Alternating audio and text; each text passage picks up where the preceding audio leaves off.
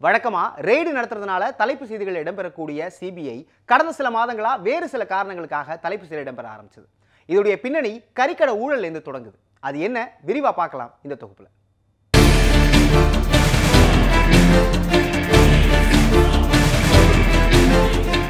கடந்த 2017ஆம் ஆண்டு சிபிஐ இயக்குநராக பொறுப்பேற்றார் அலோக் வர்மா. 2ஆம் இடத்தில் சிறப்பு இயக்குநராக ராகேஷ் அஸ்தானா நியமிக்கப்பட்டார். பல்வேறு வழக்குகளில் இருவருக்கும் இடையே கருத்து வேறுபாடுகள் வெடித்தன. இதில் ஒன்றுதான் இறைச்சி ஏற்றுமதியாளர் விவகாரம். நிதி மோசடி தொடர்பாக உத்தரப்பிரதேசத்தை சேர்ந்த இறைச்சி ஏற்றுமதியாளர் மொயின் குரேஷி மீது சிபிஐ பல்வேறு வழக்குகளை தொடர்ந்தது. இந்த வழக்குகளை நீர்த்துப்போக செய்ய ராகேஷ் அஸ்தானாவுக்கு 3 கோடி ரூபாயை மொயின் குரேஷி வழங்கியதாக குற்றம் சாட்டப்பட்டது. ராகேஷ் அஸ்தானா மீது சிபிஐ வழக்கும் பதிவு செய்யப்பட்டது. இதற்கு பதிலடியாக சிபிஐ இயக்குநர் அலோக் வர்மா லஞ்சம் வாங்கியதாக மத்திய ஊழல் கண்காணிப்பு ஆணையத்திற்கு ராகேஷ் அஸ்தானா புகார் கடிதங்களை அனுப்பினார். இரு அதிகாரிகளுக்கு இடையே வெடித்த கடும் மோதலால் இணை இயக்குநர் நாகேஸ்வர் ராவை தற்காலிக சிபிஐ இயக்குநராக நியமித்தது மத்திய அரசு. அலோக் வர்மாவும் ராகேஷ் அஸ்தானாவும் கட்டாய விடுப்பில் அனுப்பப்பட்டனர். இதை எதிர்த்து அலோக் வர்மா உச்சநீதிமன்றத்தில் வழக்கு தொடர்ந்தார். அதில் தீர்ப்பளித்த நீதிபதிகள் அலோக் வர்மாவை கட்டாய விடுப்பில் அனுப்பியது செல்லாது என்றனர். அவரே சிபிஐ இயக்குநராக தொடர்வார் எனவும் உத்தரவு பிறப்பித்தனர்.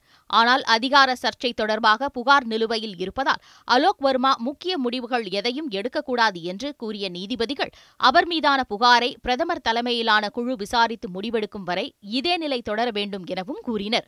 இதற்கிடையே கட்டாய விடுப்பில் அனுப்பப்பட்ட அலோக் வர்மா மீண்டும் சிபிஐ இயக்குநராக பணிக்கு திரும்பினார்.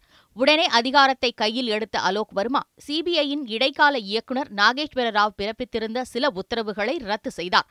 துணை இயக்குநராக இருந்த ராகேஷ் அஸ்தானா மீதான புகார்கள் குறித்து விசாரித்து வந்த 10 பேரை மீண்டும் தனது அலுவலகத்திற்கே கொண்டு வந்தார். இந்த நிலையில்தான் டெல்லியில் பிரதமர் மோடி, எதிர்க்கட்சித் தலைவர் மல்லிகார்ஜுன் கார்கே, உச்சநீதிமன்ற நீதிபதி ஏ.கே. சிக்ரி அடங்கிய மூவர் குழுவின் ஆலோசனைக் கூட்டம் நடைபெற்றது. இதனைத் தொடர்ந்து அலோக் வர்மா சிபிஐ இயக்குநர் பதவியில் இருந்து மீண்டும் நீக்கப்பட்டார்.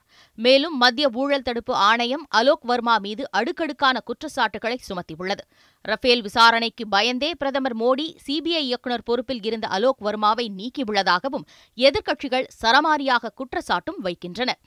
இந்த நிலையில்தான் பிரதமர் மோடி தலைமையிலான தேர்வுக்குழுவின் பரிந்துரைப்படி கொடுக்கப்பட்ட தீயணைப்புத்துறை, குடிமை பாதுகாப்பு, ஊர்காவல் படை இயக்குநர் பதவியையும் ராஜினாமா செய்துள்ளார் அலோக் வர்மா.